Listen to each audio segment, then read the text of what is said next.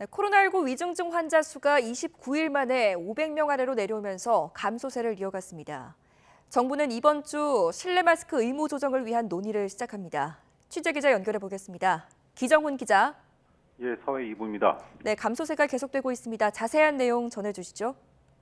예, 오늘 0시 기준 코로나19 신규 환자는 32,570명으로 집계됐습니다. 하루 전보다 4천여 명 적습니다. 지난주 일요일보다 14,000여 명, 2주 전보다는 24,000여 명 줄면서 확연한 감소세를 이어갔습니다. 일요일 기준으로는 지난해 10월 23일 이후 12주 만에 가장 적습니다. 하루 새 숨진 사망자도 37명으로 어제보다 줄었고 위중증 환자 수는 499명으로 지난달 17일 이후 29일 만에 400명대로 내려왔습니다. 유행 상황이 나아진 가운데 방역당국은 이번 주 실내 마스크 의무 조정 방안을 논의합니다. 모레 국가감염병 위기대응 자문위원회 논의를 시작으로 이르면 연휴 전에 조정 시기와 방법 등 결론을 낼 수 있을 것으로 보입니다.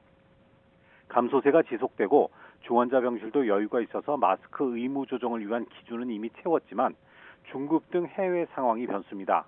오늘 신규 확진자 가운데 해외 유입 사례가 104명인데 이 가운데 중국에서 들어온 입국자가 64명으로 61.5%를 차지했습니다.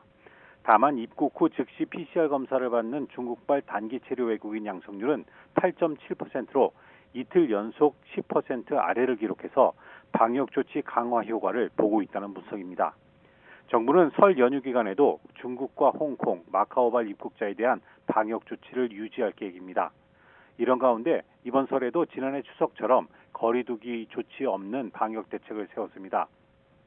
고속도로 휴게소에서 음식을 먹을 수 있고 요양시설 입소자에 대한 대면 접촉 면회도 허용됩니다. 연휴 기간 보건소 선별진료소와 임시선별검사소는 정상 운영하고 안성과 이천 등 전국의 6개 고속도로 휴게소에서는 무료 PCR 검사를 진행하기로 했습니다. 지금까지 사회 2부에서 YTN 기정훈입니다.